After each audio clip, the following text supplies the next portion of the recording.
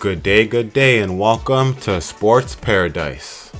I'm Dub, short for Big Dub, and remember, this show called Sports Paradise, it used to be called Dub's Paradise, is just for fun. You know, I got the idea because someone I know said he wants to do a show with me and this other guy, and the whole time I was playing along because I know that man is, very, very unreliable. He's been proved to be unreliable so many times in the past, but so this time I'm just playing along like as if it's gonna be a real thing, and I could tell the guy's just making up stuff along the way. Yeah, so then of course yesterday got a message in the group chat saying, guys, the show is a flop. Hey, I just put a crying of laughter emoji and left the group. In all my past episodes of Sports Paradise, I've probably said things like, and remember, rely on yourself. Remember, don't worry about others. Remember, do your own thing, etc., etc. And hey, this just goes to show, this whole time I've been doing my own thing, doing Sports Paradise, having a great time by myself. And hey, this show is just for fun because I love talking to myself and I love talking about sports. I gotta have a whole career already, but that's coming along. Anyways, that was a long introduction. Let's get to the topics. Today, we're going to be talking about the NBA and the NHL playoffs, including the suffering Leafs and the Capitals who are done like dinner. We'll talk about the Blue Jays and their constant disappointment, ground balls and pop flies, and a bit of the rest of the MLB, but not too much. We'll see how the weekend went in the Premier League, and we're going to preview this week's Champions League matchups, the first leg of the semifinals. The NFL draft is now complete. The Madrid Open is still going on, and then we'll wrap it up with an update of my fantasy baseball teams. See how they're doing. So this weekend, the NBA playoffs were totally on one. I'm telling you. I'm a big fan of hockey. I love baseball, NFL. But the NBA playoffs are really probably as exciting as anything else in sports. And this is only the first round, but there's so many good matchups. And I'm not talking smack because usually on Sports Paradise, I start with football. Premier League, Champions League, Chelsea, but this week we're starting with the NBA, so it was something else. So let's do a rundown of where things stand as of Monday morning. After giving the Miami Heat a sliver of hope by letting them score 23 three-pointers in game 2, the Celtics were messing around in game 3 and they beat Miami by 20 points. They're really in control from the opening tip-off and it wasn't even close. Boston's really showing their stuff. Tatum's on a mission. Jaylen Brown is trying to be a good wingman. Porzingis, the big three. Jrue Holiday, perimeter defense for days, even though it wasn't there for game 2. So Boston are on a mission to at least win this round. We'll see what happens in round 2. But, of course, the Heat are without their star player, Jimmy Butler. So, things could be different if Jimmy Butler was playing. But he's not coming back. And Miami's going to be down 3-1 maybe, 4-1. Losing 5, but we'll see if they can get at least another win or two, make it interesting, make Boston have some heat, because I know Boston, they really aren't those guys when it comes to, they're expected to be in the championship finals for the NBA, but so if they lose first round, second round, third round, it's going to be a disappointment. But they're going to have a simple path maybe until they face the Knicks. But we'll see how the Heat can respond. We'll see if they can win game 4, I believe, yeah. and make it tied up. You never know, because Miami, they're a good home team. They're a solid team. What's his name? Eric Spoelstra is a great coach. They find ways to win, no matter who's on the court. So we'll see what Miami can do. But Boston has to really show that they mean business by wrapping it up in at least 5 games, because they shouldn't be struggling. A team like Boston, who won the Eastern Conference by at least 13 games, yeah, they shouldn't be struggling against Miami without their best player. It should be over. Arguably, should have been a sweep. But hey, Miami had to shoot and score 23 three-pointers to win that game. So odds are it won't happen again. But hey, it happened the first time. It could happen again. The Knicks, the New York Knicks, are probably the most exciting team in these NBA playoffs. Like, as far as excitement goes, I'm including the team as in where they play. So the Sixers, their home arena, they could provide a lot of excitement too for the games. But as you heard Joel Embiid complaining yesterday, there are too many Knicks fans at the Sixers arena. So the Knicks at MSG, Madison Square Garden, they're crazy. They travel to Philly. Maybe there's even Knicks fans in Philadelphia. They go and disrupt everything.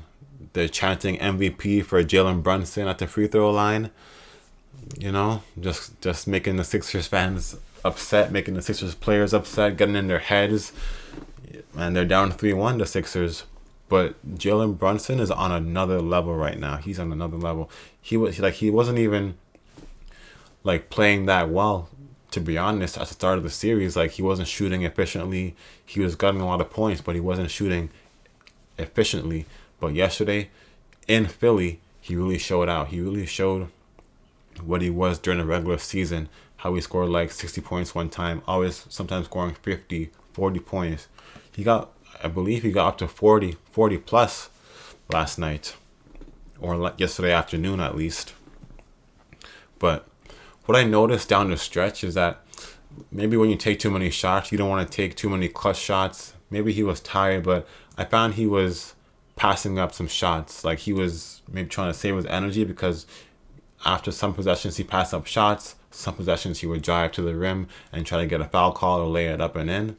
So maybe he was a bit tired when he was passing up shots, because I wouldn't say he was passing up shots, passing it to a guy who's more open or a better shot. It feels like, I mean, I don't want to say he was scared to take the shot, but maybe he was just exhausted, and he didn't feel, he thought it wouldn't be a good shot if he shot it, even though it was relatively wide open. But he did his part, of course. MVP chance coming in Philadelphia, so you know he was doing his part. And now they're going back home. Now they're going back to the Madison Square Garden, up 3-1, looking to close it out. Joel Embiid is Sixers MVP, of course, by a landslide, because he has to play pretty much the entire game. He played the entire second half, and he was getting tired. Of course, such a high-level game, high-intensity game. A player like Embiid, who's 7 feet, he's going to be tired. And it really showed, because he was getting clamped down, didn't score that many baskets, made a couple of free throws, but that's about it. In the first half, he was doing okay, but when he sat on the bench for a little rest, the Knicks went on a run, and if Embiid sat in the second half, the lead would have been growing and growing and growing, and then he would have to come in and work even harder. So I guess just his presence on the floor is needed, but it's like a double-edged sword, because if he plays too much, he'll get tired. If he doesn't play, they're gonna lose the lead. So it's Nick Nurse, ex-Raptors coach, championship winner. I guess he managed Kawhi, and load management. But I guess the Raptors were like a better overall team than the Sixers. I mean, the Raptors did beat the Sixers in the first round. Kawhi's major shot, bounce in, game winner. So I guess, the Raptors did beat the Sixers. But the Sixers, they look to be done. Hopefully, and I want the Knicks to win too, so I'm not complaining about that. So the Knicks, going back to MSG, looking to close out the series at home in front of the madhouse of Madison Square Garden. The atmosphere is going to be electric, and they're going to be yelling, screaming, causing mayhem, trying to get under the skin of Maxey, Lowry, Embiid, Nick Nurse, and just Kelly Oubre, and just annoy them, send them back to Philly with their tails between their legs. It's going to be a good game. Like MSG is going to be a madhouse from the start, from the opening tip to the last buzzer. If the Knicks are winning, but we'll see, because we know Philly fans aren't going to be infiltrating MSG like Knicks fans were infiltrating. I think it's the Wells Fargo Arena where the Sixers play. But yeah, Knicks fans, man. If I move to the States, to New York, it'll probably be I'll probably become a Knicks fan. I don't mind. I saw the Raptors win a championship already. That's all I have to say. But I'm always Toronto. Anyways, after losing game 1, but that was a loss where in the second half the Pacers really showed they can come back and make it a series, because they're getting blown out first half of game 1. Lillard was on fire first half of game 1, but then the Sixers, they tried to come back, but it was just they ran out of time. Like Lillard in the game 1 didn't even score a bucket fourth quarter. Game 2, Lillard didn't score a bucket first fourth quarter, and Bucks lost that. Tied the series 1-1. Pacers won game 3. Pacers won game 4. Pacers are up 3-1 against the Bucks. Granted, Giannis, the best player, Lillard, they weren't playing yesterday, but you still got a job to do for the Pacers. You still, like Halliburton, Siakam, Miles Turner, they can't just be waiting until something happens. They have to still perform. And I feel like if Giannis was playing, obviously the Bucks would be doing better. You never know, but I feel like they would be doing better, even though they were kind of struggling with Giannis and Lillard, Doc Rivers, etc. To end the season, they were struggling, losing to teams like the Wizards, to the Raptors. It was really stressful for them.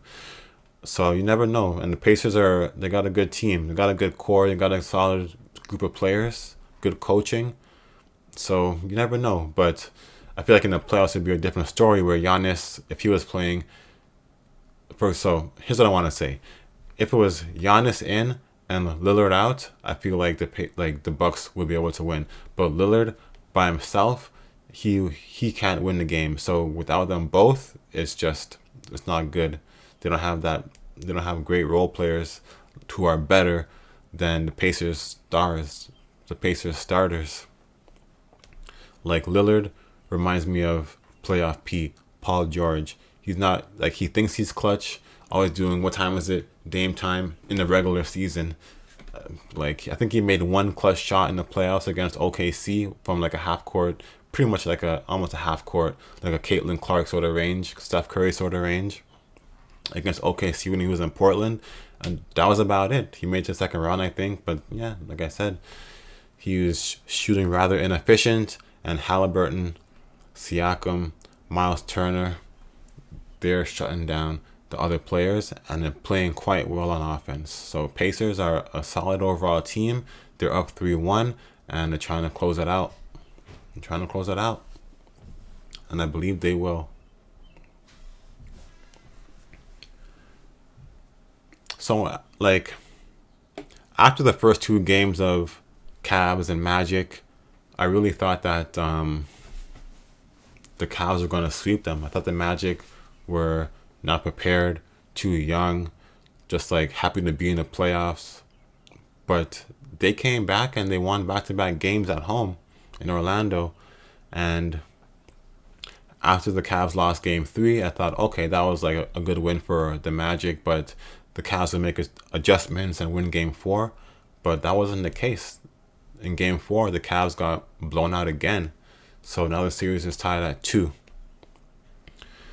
I'm not sure if that's just home team and home team winning, but it seems like that's a series that's going to go to 7 games.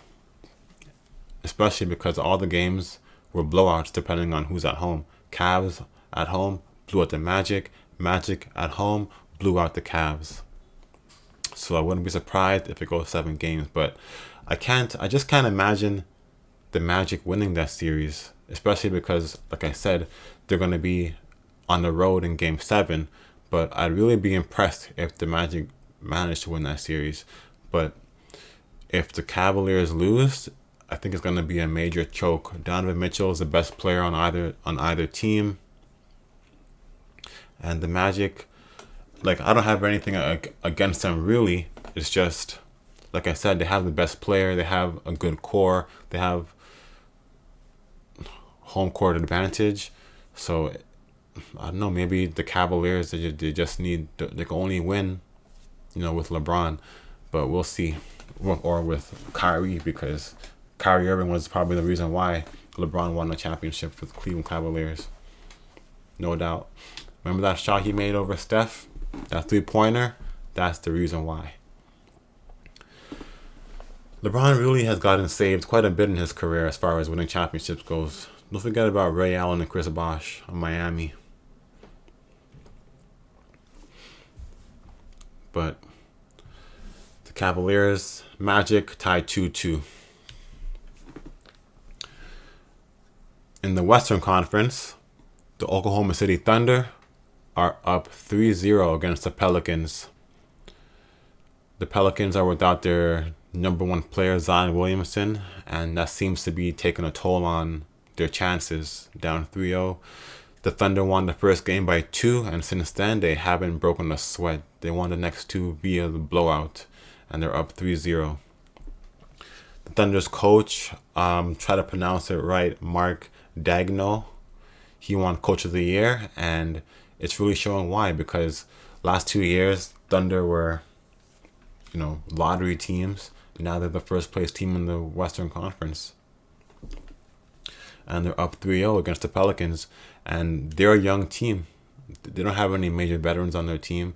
They're arguably the same quality team as, well, on paper at least, as the Pelicans. Young, rather inexperienced, and I guess the Pelicans are just missing Zion, but Shea is incredible. Chet Holmgren, the role players, Josh Giddey, he has some controversy, but I guess, he's a good basketball player. So, Thunder probably going to finish a sweep. And I hope they do. I mean, I was a Thunder fan when KD was on the team. You know me, like KD, I'm a big fan of. Russell Westbrook, like, he kind of rubs me the wrong way sometimes, but for the most part, I appreciate him. James Harden, I'm not a big fan of. Ever since they're in the finals and James Harden blew the layup, that was what really rubbed me the wrong way. Blew the layup, and then he left OKC, and then they all ended up leaving OKC. So I have some sentimental feelings towards Thunder, especially with the Canadian Shea on the team, and he's doing rather well.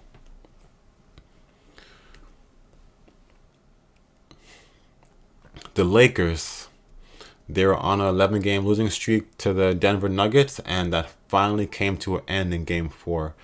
Lakers are down in the series 3-1, and Denver should wrap it up at home, Game 5. The Lakers, they might want to, I don't know what will happen. Like, I don't think they're going to win another game, especially when the next game is going to be in Denver, especially when Denver, Jokic, Jamal Murray, Michael Porter, going to try to end the series as soon as possible. It's like they just threw him a pity win, even though they obviously wanted to sweep him, but it's just like, it's okay if you lose one game at least. But I don't think it's going to go 6, definitely not 7. We'll see what happens. So you never know. LeBron has been showing up. Anthony Davis, low-key, has been showing up. Austin Reeves has been pretty good. D'Angelo Russell is who hasn't been doing that well. But it just seems like it's gonna be a Nuggets back-to-back championship for the Nuggets, because the Celtics, if they meet the Celtics in the championship Nuggets are better. The only team in the Western Conference I could see beating the Nuggets are the Minnesota Timberwolves. And speaking of those Minnesota Timberwolves, they just completely dismantled the Phoenix Suns. That's the right word, dismantled. Like just swept them 4 games and moved on to the next round as if it was just like eating dinner and eating dessert and having like a coffee to end. It's like you're just relaxing, lounging around, and just swept KD, swept Devin Booker right out of the playoffs. And it's sad to see because I like those guys, but that was an impressive win for Minnesota, and it just shows that I was wrong about the Suns. In previous episodes of Sports Paradise, I said, I guess I shouldn't be surprised because even without Towns, the Minnesota Timberwolves were still a good team. They still finished only 1 game back of first place, and the Suns had Devin Booker, KD, pretty much all season long, and they were struggling to get out of the play-in tournament. So I really shouldn't be surprised, but sometimes you think some teams have experience, some teams don't have experience, but the Suns, what they don't have is defense, and they're gonna have to figure it out next season because KD can't keep switching teams. Devin Booker, Booker and KD, it's not like they didn't show up. They showed up, but they don't have any role players. They don't have any players who can play defense, like I said. So the management really has to make some changes, hire some new guys, make some trades, sign some players. You never know what'll happen, but they need some defensive players around them. But shout out to Anthony Edwards. He's a great player, just so impressive at a young age, feeling no pressure, just making shot after shot after shot, clutch time, not being shy of the moment. Rudy Gobert, Towns, Naz Reid, great players. So, speaking of defense and stars not playing defense, the Mavs stars, who people say don't play defense, Kyrie Irving, Luka Doncic, they've been playing some defense. They've been showing up in this series on the defensive side. It's just Doncic has been a bit struggling on the offensive side. But the Mavericks managed to go up 2-0 or 2-1 in the series. But yesterday, Game 4 at home, the Mavericks went down 31 points to the Clippers. 31 points they were down by. And the second half was a different story. Of course, it's a tale of two halves, but they came all the way back, and even in the fourth quarter, they took the lead. They were leading by 1 point, but it just wasn't enough. That 1 point lead, they couldn't hold it. Of course, it was tough. James Harden was making some shots. Playoff P, Paul George was making some shots. He made an insane three-pointer. The Mavericks players are playing great defense on Paul George, but he made such a fadeaway corner three-pointer, and that was just like, that's like, you just felt that. Like it was just 31 points was too much to overcome. It was too much to overcome. And Doncic, while he's been getting his points, assists, and rebounds, like he got a triple-double yesterday's game, but he's missing a lot of shots, and he's not been very efficient, been inconsistent shooting. But I believe the Mavs can win that series in 7 games. They're on the road, so it's going to be a tougher route, but if Doncic can pick it up, then the Mavs shouldn't have anything to worry about, really. But of course, the Clippers have great players too. Harden was actually showing up yesterday, like making clutch shots, making some clutch teardrops, doing his thing.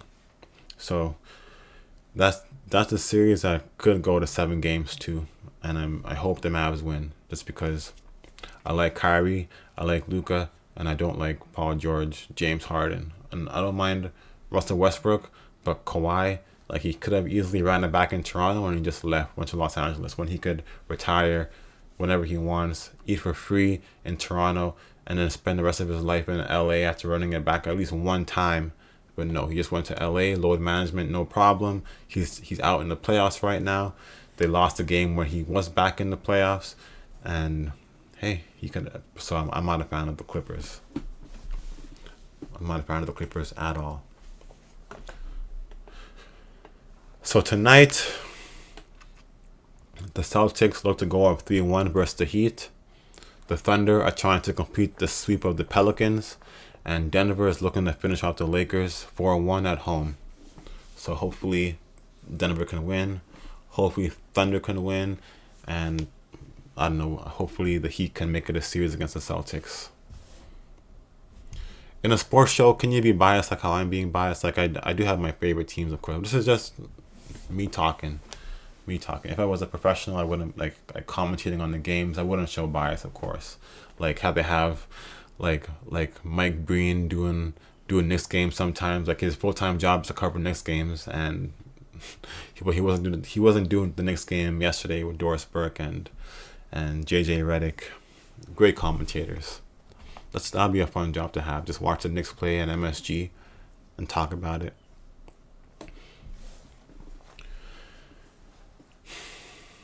Here comes the disappointment, the sad talk. So the NHL Playoffs, where do I start? The Capitals, they were swept. And that sweep for the Rangers was probably the easiest sweep in the history of the NHL Playoffs. But on the bright side, at least the Capitals made it to the playoffs. See, what I don't understand is why people are saying, oh, the Red Wings should have made it. They're better than the Caps. But if they were better than the Caps, they would have made the playoffs, right? If the Penguins were better than the Capitals, they would have made the playoffs, right? The Capitals were down and out in the first half, and they came back and made the playoffs. Ovi had like 1 goal in 30 games. He finished with 31 goals. Like, how are you going to be roasting the Capitals for making the playoffs, you know? They're not a good team. The Rangers are the President's Trophy winners, so to at least make it that far was good. It's a learning experience. It's not, well, doesn't really matter what would have happened, who would have won more games against the Rangers. The fact is, the Capitals made the playoffs. And it was a good experience for the players, for the young players, for Lindgren trying to get more confidence going forward to be a number 1 goalie. And it's not like he played bad. It's just that the Rangers are too good.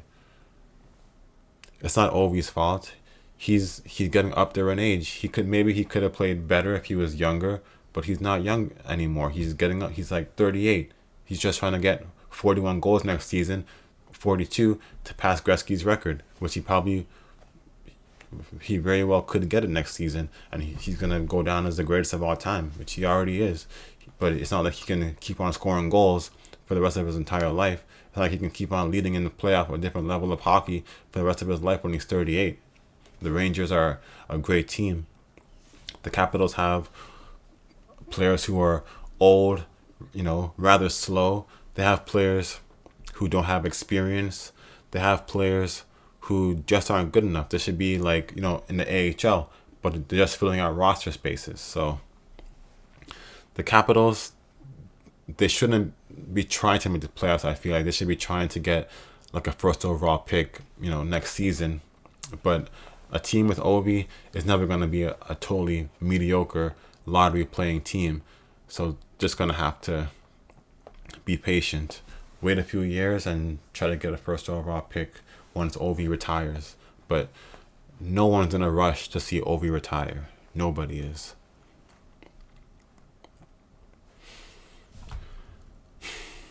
Shaking my head already because next topic is the Maple Leafs. Toronto Maple Leafs. Typical playoff performance for them. Down 3-1 to the Boston Bruins. And the team seems to be in disarray. The chemistry is all out of whack. Nylander is back and now Matthews is sick. He didn't even play in the third period of Game 4 when they needed him. And it's like how sick can you be? Why was Nylander out? They're saying it's because he had a migraine. I don't understand. I don't know what the truth is. I don't know what's wrong with Matthews. Like maybe he has COVID. Who knows what's wrong with him? But the Leafs, they're not looking like they're coming back and winning that series in 7 games. Hey, a miracle could happen, but the Leafs, as far as miracles go, they've never had that on their side. The Capitals had it on their side one time, but the Leafs so far has never had it on their side. Miracles. Game, like a game every other day means that the Leafs and the Bruins should be playing today, but they're playing tomorrow. So Matthews has another full day today to rest up and hopefully feel better by game 5. But even if he plays, is he going to be 100%? Is he going to be able to be who he usually is? Is Nylander, Marner just doing his thing, scoring fancy goals that don't mean anything? You know, that's what they've been doing. I don't want to say the series is over, but it's hard to envision that the Leafs are going to come back and win 3 straight. Like, maybe if they're a gritty team, a team with good chemistry, a team who had each other's backs, I would have more faith in them. But even if they're down 3-1, they're not going to have any fight. They seem to already have given up. You see Marner on the bench tossing his gloves on the ground. You see Nylander cussing them out.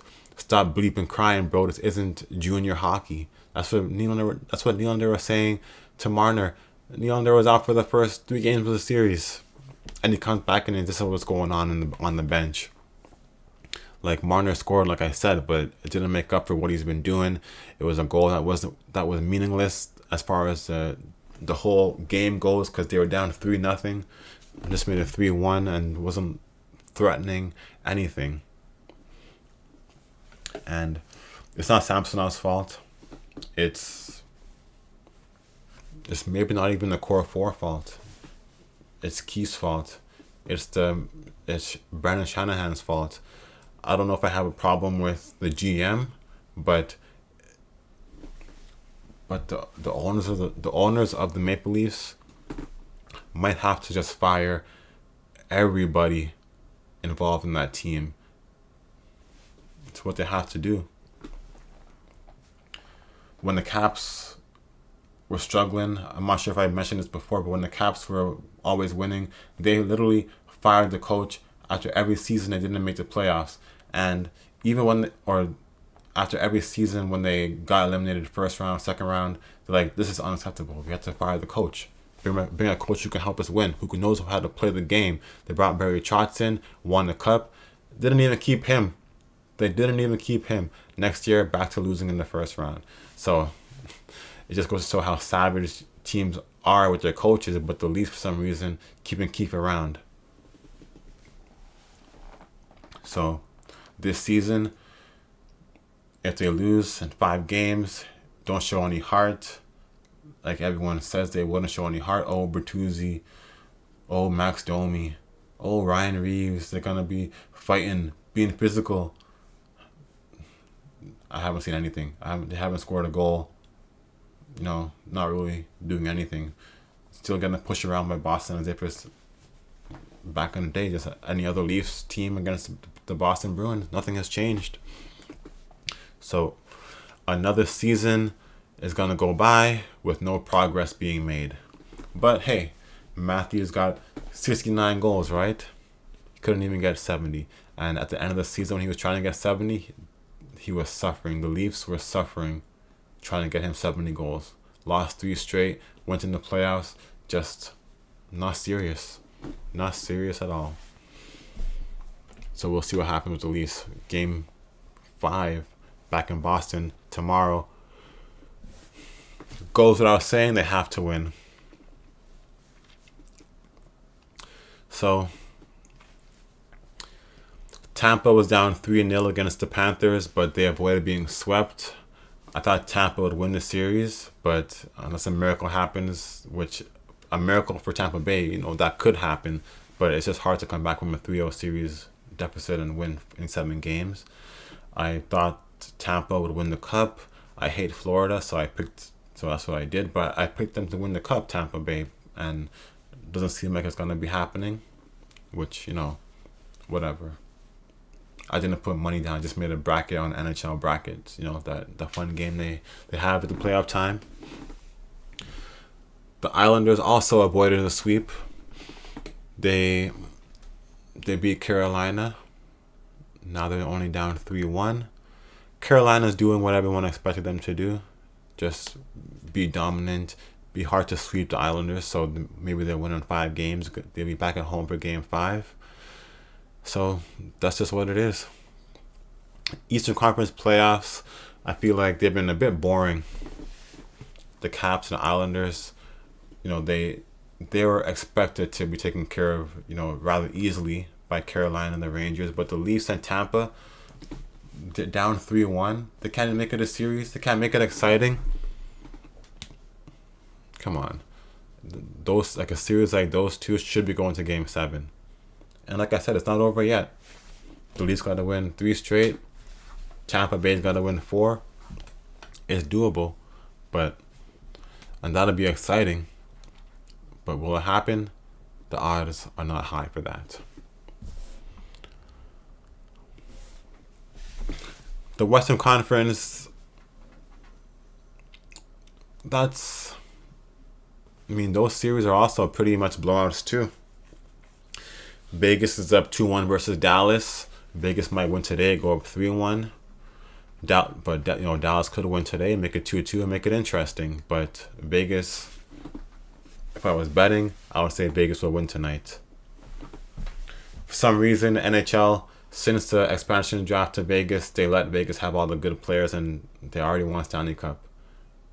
They already made it to 2 Stanley Cups. More Stanley Cups than the Capitals have made it to in the Ovechkin era, or probably ever. In just 7 years of being in the league, Vegas has they may not have the ultimate best players, but they have 4 lines of solid players. They have 3 defensive lines of solid defensive players, and they have goaltending for days. So they're gonna probably go up 3-1 tonight. Take care of Dallas in 5 games. Colorado Avalanche, they're up 3-1 against the Jets. No surprise, really. The Avs have the better players, and I feel like the Jets all season long have kind of been carried by their goalie, Connor Hellebuck, who is a Vezina Trophy finalist, probably the favorite to win the trophy too, because he was carrying the Jets all season long. And as you can see, Hellebuck has been struggling, and the Jets are down 3-1. So without Hellebuck really showing that he's a Vezina Trophy winner, the Avs or the Jets have no chance to beat the Avs. But they have the best players in the league. McKinnon, who I would vote for MVP. Makar, great defensive player, probably won Norris before, I believe, Rookie of the Year. Rantanen, etc. And they do have solid goaltending too. Grigorov is a great goalie. He didn't have a number 1 year like he had a couple years ago or last year, but he's still solid. The Jets will try to make the series interesting by forcing game 7, maybe forcing game 6, but the Avs could just as easily take it in 5 games. I gotta say though, and I gotta admit, I wouldn't want them to go real far or win the Stanley Cup, but the Vancouver Canucks have really impressed me. I did think they would beat the Predators, but I didn't think it would be that they would be up 3-1. But they're impressive. They've been down in the series, as far as the scoring games go, they've been losing games, and they come back and win. Brock Besser got a hat trick. He scored a goal to tie it up with 6 seconds before the end of regulation. Scored the hat trick goal. And their stars have been showing up. Pedersen, JT Miller, Besser, the goaltending, Quinn Hughes, they've just been showing up. It's nice when you have stars, when you're on a Canadian team and your stars show up. It's nice. We'll talk about more stars on Canadian teams in the next one, but so far, one Canadian team, their stars are showing up. We'll see if the Predators can make it a tight series, try to make it go to 6 games, which you never know they could, but I don't see Vancouver blowing the series.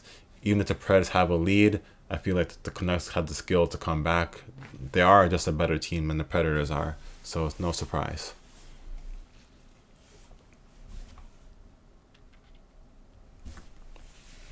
So the team I was talking about with stars who are showing up, who are Canadian team stars showing up, the Edmonton Oilers.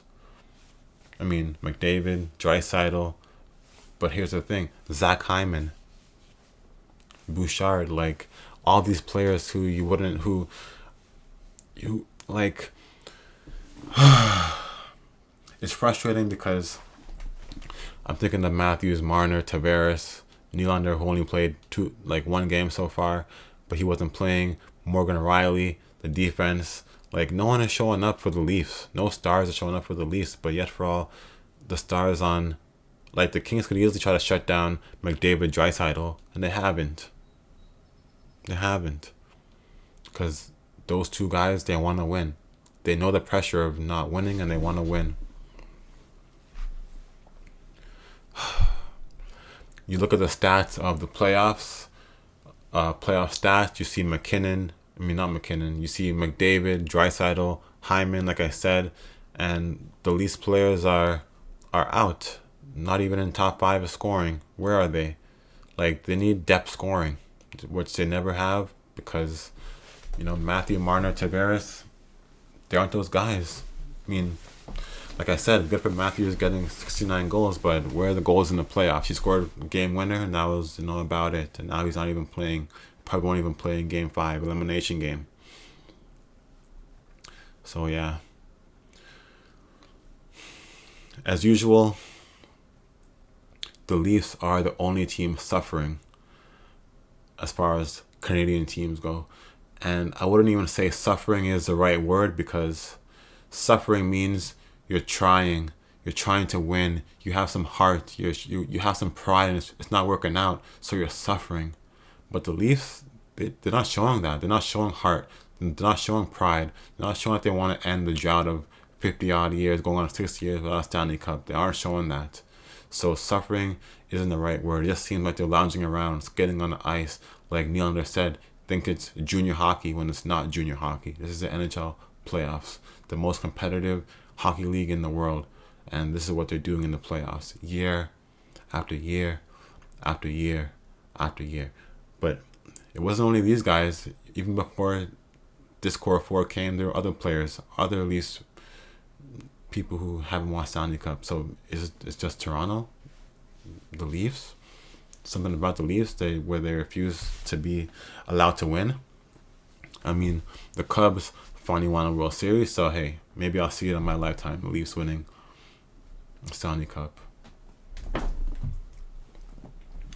Tonight, like I said, no Leafs Boston game. They're taking 2 days off, so only 2 games tonight. Tampa Bay looks to stay alive against the Panthers, and the Stars are looking to even the series against the Las Vegas Golden Knights.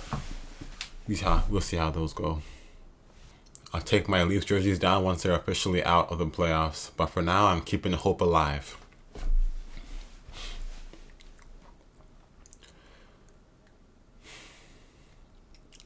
So, speaking of looking at stats, sports stats, and seeing every other team stars at the top, and seeing your team's or my team stars nowhere to be seen, the Blue Jays stars, the Blue Jays offense still refuse to show up, and it's just embarrassing. In the previous segment, I said the Leafs must fire Shanahan, the president. They must fire Sheldon Keefe, the coach. My bad. The Leafs had to fire their president, Shapiro. They had to fire their GM, Ross Atkins, and they had to fire their manager, John Schneider, before it's too late, because it's already, since last year's embarrassment, they should have realized it was already too late. They should have realized that by now. And it's just frustrating because Vladdy, Bo, Springer, top of the lineup, they're all-star players, and look at what they're doing. They're hitting like 200, hitting ground balls, hitting weak hits. Like, the defense sure is great, but even Vladdy made one mistake on first base, but he's not supposed to be he's supposed to be a better hitter than a defensive player. That's what he is. Yesterday, he got a hit, got picked off at first base. Reminds me of the playoffs last year when he got picked off second base with Bo at the plate. This year, it's not the playoffs yet, but he got picked off at first base with Justin Turner at the plate. It's like, how is Vladdy's IQ so low? Whose fault it is? Is it that he can't hit? Whose fault is it that Bo Bichette, George Springer can't hit? David Schneider, he's getting some hits. Justin Turner getting some hits. But why can't the best players on the team get hits? Why is like my new favorite team, Baltimore Orioles, all their players are getting hits? Gunnar Henderson, Jordan Westburg, Ali Rutschman getting hits. Kowser getting hits.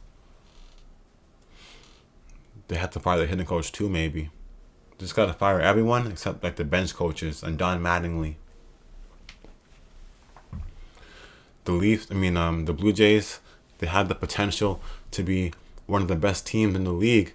They could have the same record or around the same record as the Yankees or the Orioles, but they can't hit. The pitching is sensational, but the Jays can't hit.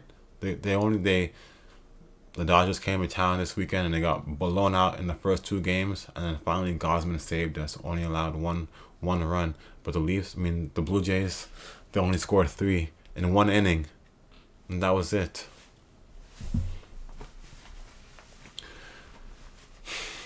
I believe, honestly, I don't know what it is. The players can't hit, but at the same time, the management stinks. When the Jays had good management, Anthopoulos as GM, John Gibbons, I think that he was a coach during 2016, I believe. Cito Gaston, etc.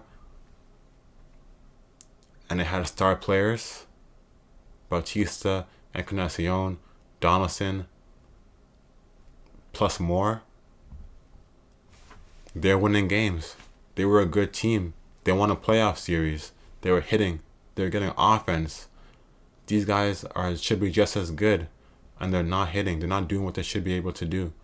Back in the day, 2016 era, after the first inning, it was 5-0 Blue Jays after the first inning. Now they can't even score 5 runs at all, let alone in the first inning or in 1 inning, So the Jays have a whole bunch of players not playing to their potential because they can't hit. And that's why, I don't want them to call up Martinez or Elvis Martinez just right away because they're going to mess him up. The guy already has issues with striking out, and he's been doing well so far in the minors, not striking out, getting on base more, better contact. But he's gonna go to the majors, deal with the Blue Jays staff, and just get himself messed up. So, but the thing is, people like Vladdy, Bo, Springer, they're veterans now. They should know how to hit. Regardless of what the hitting coach says, they should know how to hit. But they don't. They don't. Jays, they got smoked over the weekend by the Dodgers. I don't know why Jays fans are booing Ohtani. It's not like he spurned us for some other lame team in the division. He stayed in Los Angeles where he already was. I don't know why they're booing him. And whenever they booed him, first at bat, home run. Next game, first at bat, a double off the wall or whatever. So, man, being a Toronto sports fan is just frustrating. We're thinking we're tough when we're not that tough. Shohei doesn't owe us anything. Doesn't show us anything. So, Blue Jays' next series is against the Kansas City Royals. The Jays, they just came off playing the Kansas City Royals in Kansas City. The last game was rained out. And in that series of 4 games, they lost 3. So hopefully they can either, sweep this series. If they lose this series, I just hope that they can fire the coach. I just hope they can fire the management team. Just make changes before it's too late. Because I don't want to sit through another year of watching the Jays just play garbage for 162 games.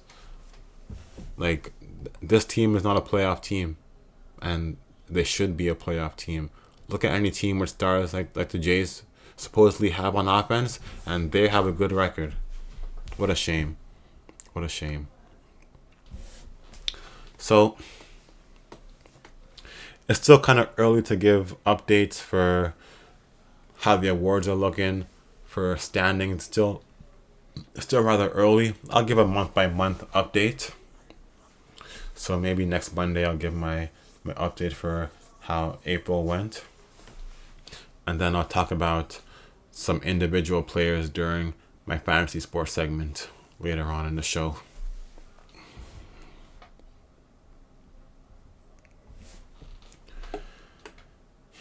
So in the world of football, European football, soccer, as some people watching may know it, it turned out to not be a bad weekend for Chelsea.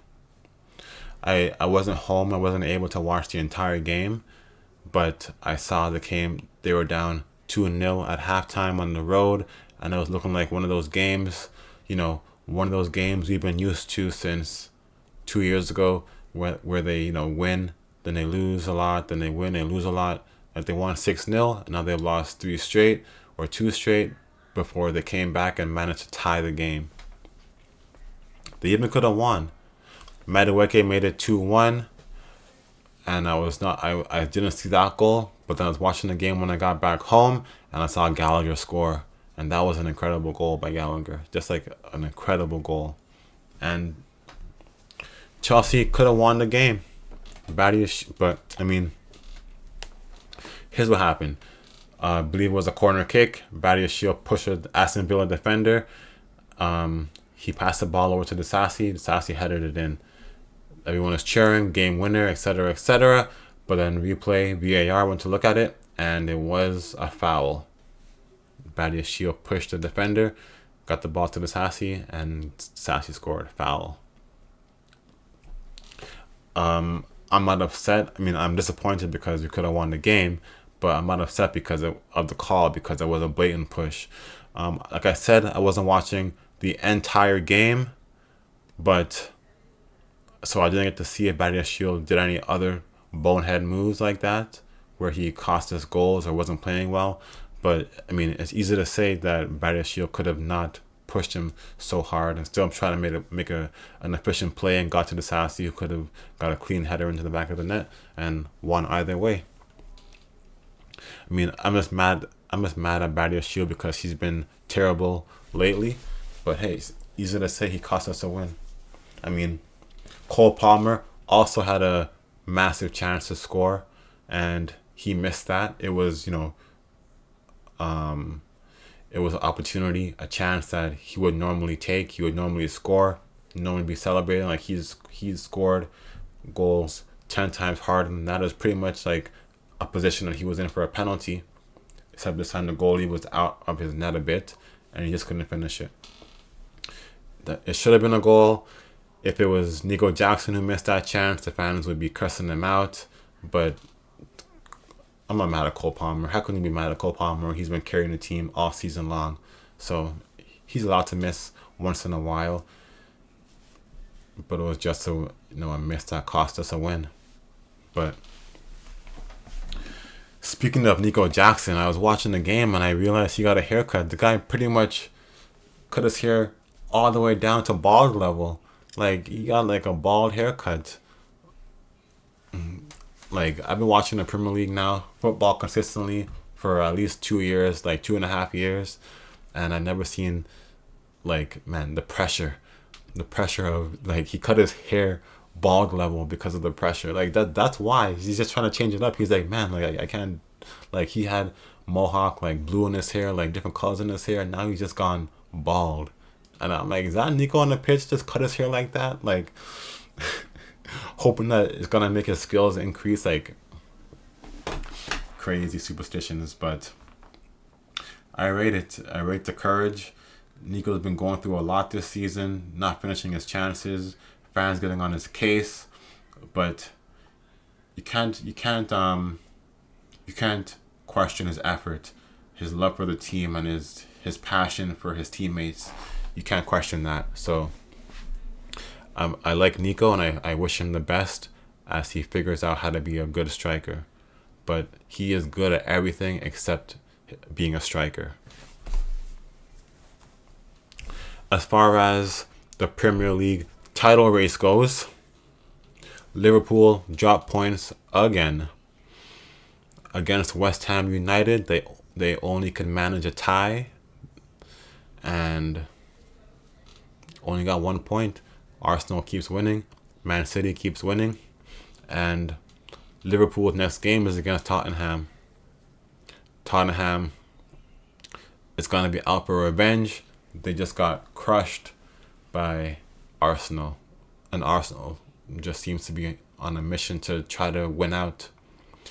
So yeah, Liverpool's title hopes are dashed out the window. Like boom, vamoose title hopes. You choked, Liverpool. Arsenal keeps on winning, keeps on dominating. Just incredible scorelines. 5-0 against Chelsea, 4-0 against... No, it was like 3-2 against Tottenham. Tottenham did make it. It's kind of interesting, but it wasn't like Arsenal was really that stressed out because they know how to play solid team football. Mikel Arteta is a great coach, a great football manager. So Man City has... So pretty much Arsenal is up by 1 point against Man City. But Arsenal has played one more game. Arsenal, 4 games ago, lost to Aston Villa, and that could be really damaging because Man City has that game in hand and they're only 1 point behind. So, like, Man City could lose, but like I said, they're out of the Champions League, and their FA Cup final is going to be in a whole month from now. So they have just Premier League to focus on. That's about it. So pretty much Arsenal closes the season against Bournemouth, which should be a win. They play Manchester United. You never know what will happen in that game. Like, same with Chelsea, how you never know which team is going to show up. But I feel like Arsenal is probably going to win that game. And then another team where you never know what could happen because Everton just beat Liverpool. You know, they just beat Liverpool. So, but that should be a win for... If I was betting, I would say they're going to win out too. But they might draw one game because it's just tough. Because these teams are also fighting for pride. So, like Bournemouth, that should be a guaranteed win. But I can't say for sure that they're going to beat United or Everton. But I would say the odds are pretty high that be at least United. Everton might put up more of a fight. Man City, on the other hand, their final 4 games are against the Wolves, which they should win. Fulham, which they should win. Tottenham, which you never know what could happen with Tottenham. They're a great team too, but Man City's gonna want to win that game to win the Premier League for the 4th straight time, and then they're gonna face West Ham to close it out, which should be a win.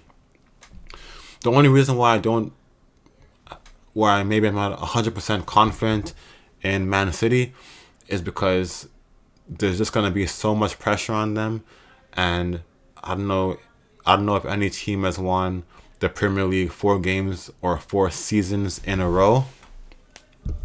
So you never know what'll happen. But like I said many times before, I'd rather Man City win than someone new win before Chelsea wins, especially a team like Arsenal. Like, I'd rather like any other team win than Arsenal win. London is blue forever. Anyways, the Champions League is back tomorrow and Wednesday. Tomorrow's game is Bayern versus Real Madrid. And that game's going to be in Germany, Munich. And regardless of how many goals are scored, that should be an exciting game to watch. I mean, Champions League football is always intense. The atmosphere is crazy. So even if it's 0-0, it's going to be fun to watch. But Let's hope it's not 0-0. Let's hope for some goals. Let's see who wins that game. Bayern's been having a struggling season, as you all know. So let's see. But they've been quite impressive in the Champions League. They got past Arsenal. Hardly broke a sweat. Thomas Tuchel's a great Champions League coach. But Real Madrid is just... The Champions League is their league to lose. It seems like just an iconic club with incredible players at every position. Bellingham, Vinny Jr., Modric, Kroos, Rodrigo. Great players. Camavinga. So Bayern has the players to compete. So I wouldn't expect, especially at home, I expect them to put up a good fight. I would say Bayern has to win at least by 2 goals for them to have a chance in the overall. But who do I want to win? I can't say I really care that much. Like, I like Germany, as you all know, but I also like the players that Madrid has on their team. When I'm watching a game, I tend to be subconsciously leaning to one side compared to another side. So we'll see what my feelings tell me during that game. But I feel like I probably want Bayern to win. But like, I want to just see Vinny Jr. score goals and Bellingham score goals, Like, I just want to see great players play great. So I wouldn't mind if Madrid wins. I wouldn't mind if Bayern wins. But what I do think will happen is that Real Madrid is going to win. That's just what the better team is, Madrid. So Wednesday's game is Dortmund at home against Paris Saint-Germain. And that's going to be another fun matchup. Both teams deserve to be there, even though you could say that PSG got a bit lucky because Barcelona got a red card. PSG still had to come back and win, and it wasn't like they were down, like Barcelona was down like 2 men. They're only down by, it was only like 11 men to 10, so they still had to come back and win that game. But 10 men was all PSG needed. It's all the space Mbappe needs to be a nuisance and create goals, pass the ball, finish it off, and they came back and won. So good. So still a lot of credit to PSG. But I guess we'll never know if PSG would have came back and won at Barcelona, without the red card. Dortmund, they were down in their tie, and they came back in a tougher way because it was just regular 11v11, a regular Champions League, exciting, intense game. But they turned out to be very clutch. They didn't fold under pressure. In the first game they played where they lost, I think 2-1, like they hit the post a few times, so they knew they could score goals. And going into the second leg, they were at home, the crowd behind them, and that was a good game to watch. It was a good game, and they won the game. So Dortmund deserves to be there. They got the goals and they held the lead. This match is a bit harder for me to say who I want to win because, like I said, I like Germany.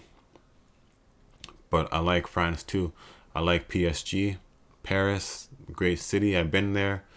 And I guess I haven't been to Germany yet, so maybe I'll be cheering for PSG. Plus, I prefer Mbappe, Dembele, Maguire, Warren. Well, I'm not sure if anyone knows that. I mean, Big Dub, who is me. But Big Dub is short for Warren too. That's my name.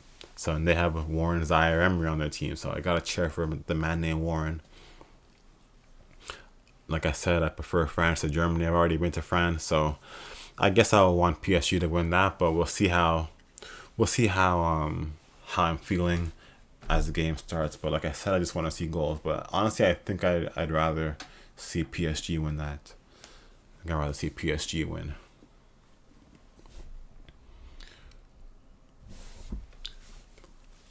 So what I forgot to talk about last weekend in the build-up was the NFL draft.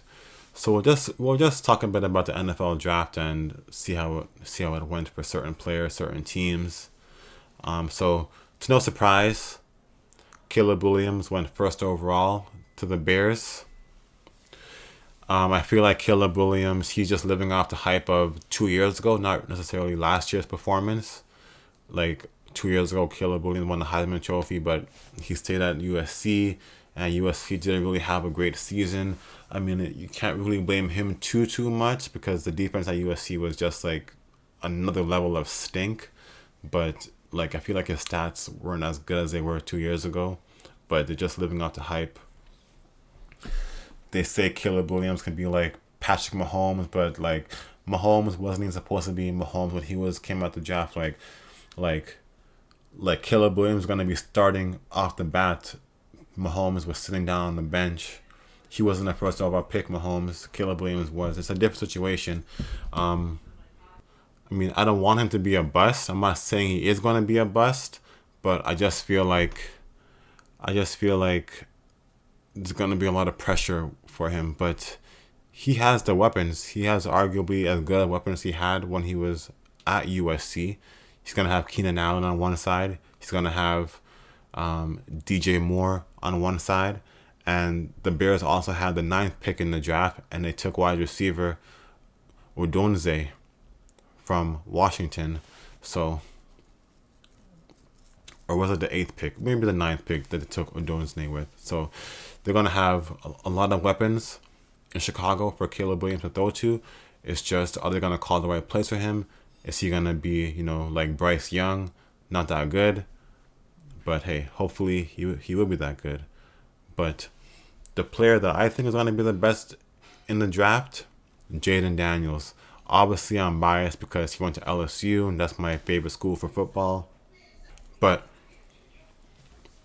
I wasn't really a fan of when Jaden Daniels said he wanted to be the best running quarterback there ever was in the league. Because as you've seen recent times, late times, running quarterbacks either get hurt or they don't go very far in the playoffs. I mean, Lamar Jackson, 2 MVPs, but he hasn't gone far in the playoffs. Had a disappointing career as far as that goes, and I'm sure he'd rather he'd trade those MVPs for Super Bowl rings any day of the week. But especially I'm concerned for Jaden Daniels too, because he went to the Commanders, and as far as the Commanders go, I don't really trust their franchise that much. I almost would have preferred Jaden Daniels fall to number 3 and go to the Patriots than the Commanders pick him. But the Commanders, it's not like I'm not a fan of the Commanders. They're not my favorite team. I like their franchise, relatively speaking. It's just that similar to how the Bears are, just in disarray with what they've been doing. The Commanders seem to be the same way, but they've had a change in ownership. They've had a change at coach. So we'll see if they can improve.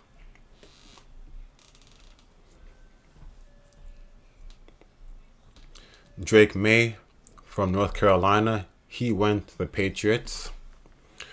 There was some debate about if they would trade the pick or keep the pick, but they decided to keep it and take the 3rd straight quarterback, Drake May. Drake May has potential to just throw bombs down the field, but the Patriots, I don't think they're ready for that yet, because they don't really have wide receivers. Tight ends they have, but they're kind of mid tight ends, injury prone tight ends. The Patriots don't really have anyone around Drake May. Drake May probably won't even start the first few games of the season unless he really shows his stuff during preseason and training camp. But we'll see what happens. Like I said,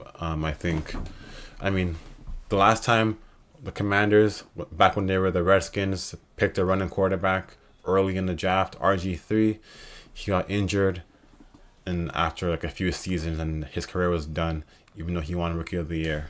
So Jaden Daniels saying that he wants to be the best running quarterback, I wouldn't be so excited about that. If he can manage to just throw the ball and run when necessary, and then go for 60 yards, 50 yards, 40 yards, 30 yards here and there, then that'd be great. But But to focus mainly on running as a quarterback is a mistake. For sure. More quarterbacks taken was Penix Jr. from Washington. He went to the Falcons. And that was a surprise pick because the Falcons just gave Kirk Cousins 4 years, like $100 million guaranteed, just for them to pick a quarterback with the first 10 picks of the draft. Thought they would pick maybe like an offensive lineman, maybe like a running back, but there weren't any running backs. But you know what I'm saying? Like they could have picked like at least someone to protect Kirk Cousins coming off like a major injury. But I guess they believe in like who they have on offense because they have great wide receivers.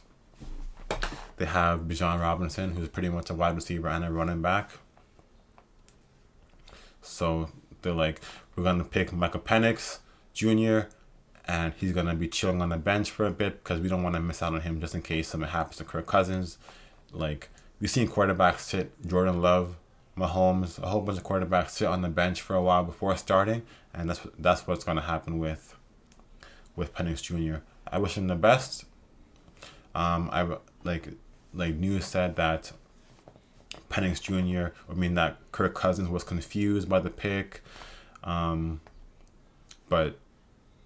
Penix Jr. said he had a good conversation with Kirk Cousins.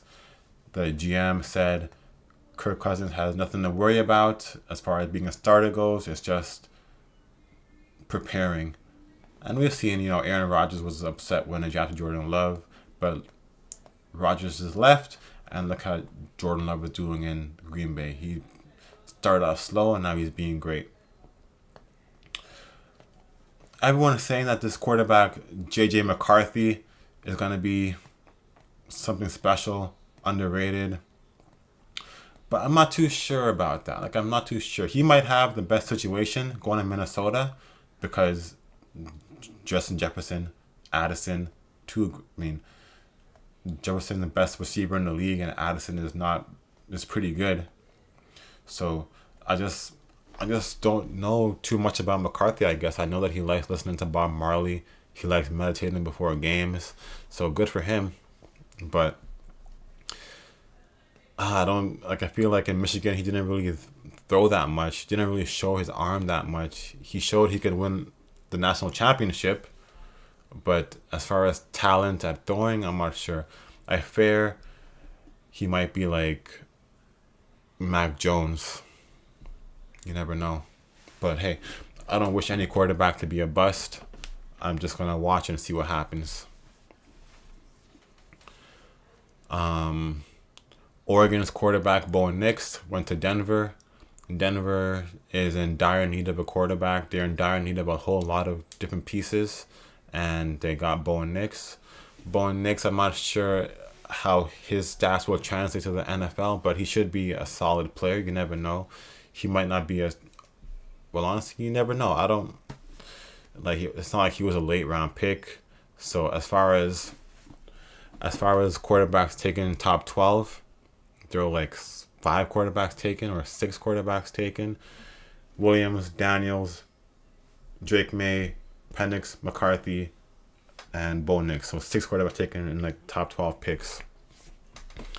They're all pretty even as far as what could happen with their careers. Obviously, we expect Caleb Williams, Jalen Daniels to be great, but when you get down the line, it's like maybe it'll all even out. You never know. So Bo Nix in Denver, if they can coach him well, train him well, prepare him well, get him some good weapons, you never know what'll happen with his career. As far as wide receivers go, or just some extras players, Marvin Harrison Jr., the star from Ohio State, went to the Cardinals. That should be good for Kyler Murray. But I believe the best wide receiver is going to be Neighbors from LSU. He went to the Giants. The only problem is who's going to be thrown to him? Daniel Jones? Harrison Jr. has Kyler Murray thrown to him, who's, better, relatively speaking, than Daniel Jones. So it was like, should the Giants pick a quarterback or should they pick a wide receiver? And they picked the best available player, which was Neighbors. And everyone says the best like overall athlete in the draft is like Brock Bowers, the tight end from Georgia, and he went to the Oakland Las Vegas Raiders. Hopefully, I mean, for my on my fantasy team, I have their quarterback, their young quarterback. I forgot his name now. The Raiders have Aiden O'Connell at quarterback, and he's my on my fantasy team. So if they can give him some good pieces like Devontae Adams, like Trey Tucker, like Jacoby Myers, and now this tight end Brock Bowers, you never know, he could perform. He could perform and be a solid starter for the Las Vegas Raiders. So, as you may or may not know, depends on how many episodes of Sports Paradise you've watched, I am a fan of the Pittsburgh Steelers. And they had a decent draft, you could say. It's not they needed a quarterback, didn't really need a wide receiver, didn't really need too many defensive players, etc. Running back, they already have. So they focus mostly on protecting Justin Fields and or Russell Wilson. They picked an offensive lineman, Troy Fontenot, with their first round pick. Then they picked another offensive lineman, Zach Frazier. Then they pick a wide receiver, Roman Wilson from Michigan. And the Steelers, they do draft wide receivers rather well. They picked up a linebacker, Peyton Wilson, and more offensive lineman, Mason McCormick. And then they ended the draft with some defense, Logan Lee, a defensive tackle, and cornerback Ryan Watts. So I trust the Steelers team as far as drafting goes. They've always drafted rather well. It's not like their team is going to be full of, like, who they draft is going to be full of studs. There won't be a championship team next year. I mean, unless Russell Wilson Fields play like out of their minds. But as long as they show improvement. But they were a playoff team last year, so hey, you never know. Were they a playoff team? I feel like they weren't. They just missed the playoffs last year, but they were like above 500. Okay.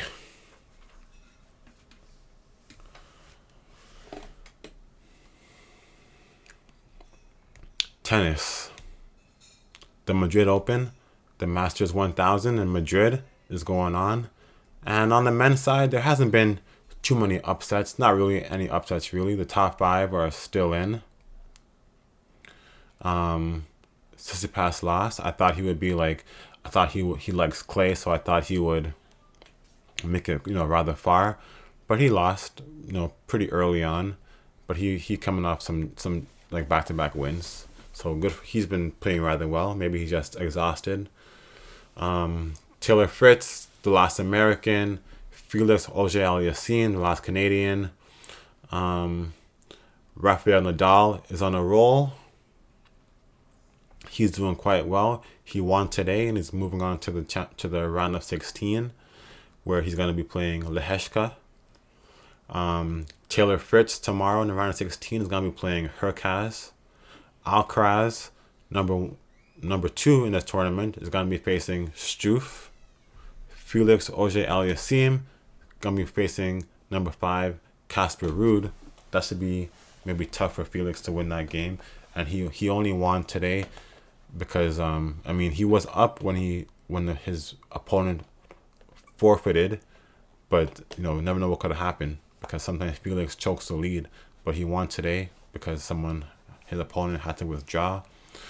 Tomorrow, Medvedev is playing Bublik, Zverev is facing Cerundolo, and Rublev is facing Griekspoor. The last round of 16 match to be decided is Jannik Sinner, assuming he's going to win. And yep, as I look now, he has won his round of 32 matchup, so he's going to be in the quarterfinals. And he looks like he's going to be facing Khachanov, who's from Russia, number 16 in the world. He's winning his 32 round matchup right now, and that's going to be the final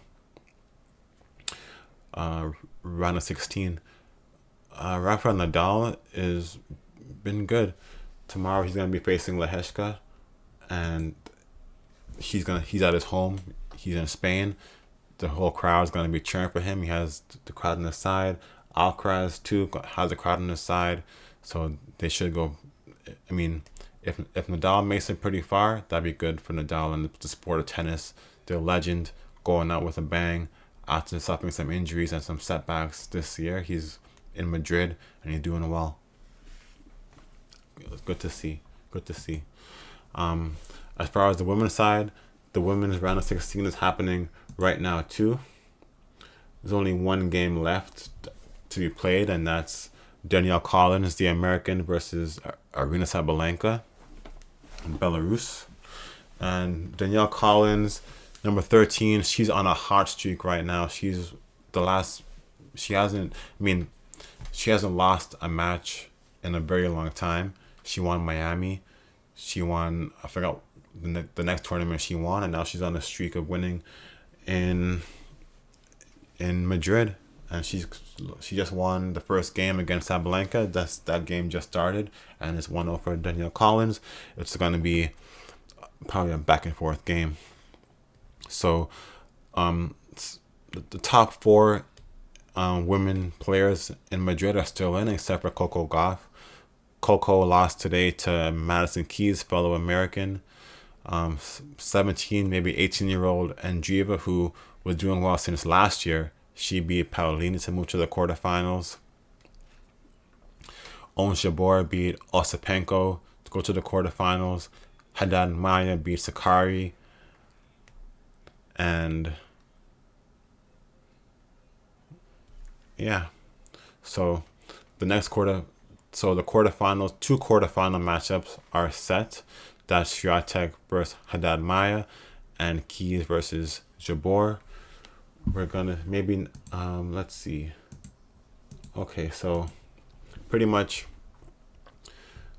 tomorrow are gonna be two quarterfinal matchups: Swiatek versus Haddad Maia and Keys versus Jabeur. And then Wednesday is gonna be two more quarterfinal matchups, and that's gonna be Rybakina versus fellow country Ukraine, Kazakhstan, Putintseva. And then the 17-year-old Andreeva is going to be facing the winner of Sabalenka and Danielle Collins. And hopefully it's going to be Danielle Collins winning that. And we're going to see how it goes. We'll give an update on Thursday. And then by then it should be semifinals. Thursday is going to be the first game of the softball season. Spring softball is back, and that should be exciting. Hopefully we can go back to back, keep on winning, keep on rolling. So I'm kind of hesitant to talk about my fantasy sports team, like my MLB teams, because they've been slacking quite a bit. Like I could give a brief update. Let's see how it goes. Let's see, but don't laugh. One bright spot for this team has been Alec Boehm. Look at his stats: 26 RBI, hitting .365. But besides that, I have no offense. No offense whatsoever. What can I say? I lost last week by like 8-1. I lost that, and it was just because my pitching was terrible. 5.241 ERA, 1.4 WHIP, 5 losses, only 3 wins. My offense wasn't horrendous, but it just wasn't enough. I guess it was my pitching that cost me last week, but the player I played, his team was just good. Look at that. How can I be at 1.4 ERA, 0.89 WHIP? He had a great week, and I barely lost, but a loss is a loss. And now I'm 1-4. This week I'm facing the New York Yankees, who's also 1-4, so that should be a close matchup. Maybe I'll win. I'll probably lose. This team is kind of struggling. I got blown out last week. I didn't have a good pitching performance. Look at Bo. He's not even in the lineup. I got to make some changes as soon as possible. But I got blown out. This team, like when I drafted it, I thought to be good, but the pitching has been letting me down. I should have had a better week, and so far I'm not performing how I should be performing as far as playoffs go, as far as my team goes. I'm facing a team who's 1-4, but I might just lose anyways because I don't know. Let's see how I do this week. I'm not gonna say anything yet, but let's see how I do. Gunnar Henderson's been carrying me. Simeon's been doing rather well too. Bryce Harper's been okay. Acuna still I feel like can do better than he's been doing. Bo Bichette, as you know, hasn't been doing that great, but the pitching has to be better. Grayson Rodriguez, tough matchup against the Yankees today. Dylan Cease, and I don't really have that many other good players. Luzardo on the IL. Montgomery, Bassett's been struggling. And I don't know why I have 3 relief pitchers. But, this team, it was a sad Saturday. It was a sad Sunday because I added pitchers just so I can, like, my offense is good. But it was a sad Saturday. Look at my pitching performances. I added players who I thought would do well. Like Elder, he did okay, but not a quality start. Pablo Lopez, Reed Detmer's usually been doing well, but haven't been doing well at all. My relief pitchers did okay, got me a couple of saves or holds. I added Albert Suarez against Oakland. You're like, okay, he should be doing okay, but didn't do well at all. And now, like, you will see, like, my pitching is +1, and I haven't really, like, +1 as in I'm over the limit of projected numbers, and I didn't really make any dent because I was hoping to get 4 quality starts yesterday, and 4 quality starts would have got me to all the way up to 16, up to here. If I got wins, I would have at least if I got a couple of wins, I would have been up to 15, and my ERA, thanks to that, was down from around this area down to this area, and I didn't even get that many strikeouts either yesterday. Still 218, even though now I'm 1, 2, 3, 4, 5. I had the 5th most game started as far as pitching goes. So yesterday was a total mess as far as strategy goes with my managing skills. But my offense had been doing rather well, so hopefully they keep it up, and hopefully I can make better decisions with my pitching. Because, like, look at Pablo Lopez, 4.83 ERA. That's unacceptable. Reed Detmer's been good. Zach Eflin been good. Montgomery been good. Kyle Harrison had a good start. Charlie Morton had a good start last start. But yesterday I just made bad decisions, and I wanted to at least try to make a dent. Try to have some good stats, of course, because I've been benching players when I should have been starting them. Like my pitching staff and missing out on wins and quality starts. And yesterday I wanted to make up for it by adding players who I thought would do well, and I didn't do well. So right now I'm in 4th place, but it's still early, and hopefully I can manage a comeback. But look at 152. The guy has 152 already. So hopefully something can happen. Just gotta trust my offense to get me there. On base percentage, like stolen bases, I need more of. Like I need more stolen bases. Maybe I'll try to make some good ads. Okay, so that was a rundown of my fantasy team. Just a quick rundown. Like I'm not really proud to show what's going on in my fantasy team because it's making me seem like I'm not good at fantasy sports. But I hope you saw, my hockey fantasy team where I won the championship in all 3 leagues. Like I kind of choked in basketball, and baseball is tough this year so far, but I'm still hanging around. I'm looking forward to the football draft. I'll show you how the league runs for the football drafts, and it should be exciting. But I'm not saying I'm good at football either as far as fantasy goes. I need to get lucky this year. Okay, so that was a good episode of Sports Paradise.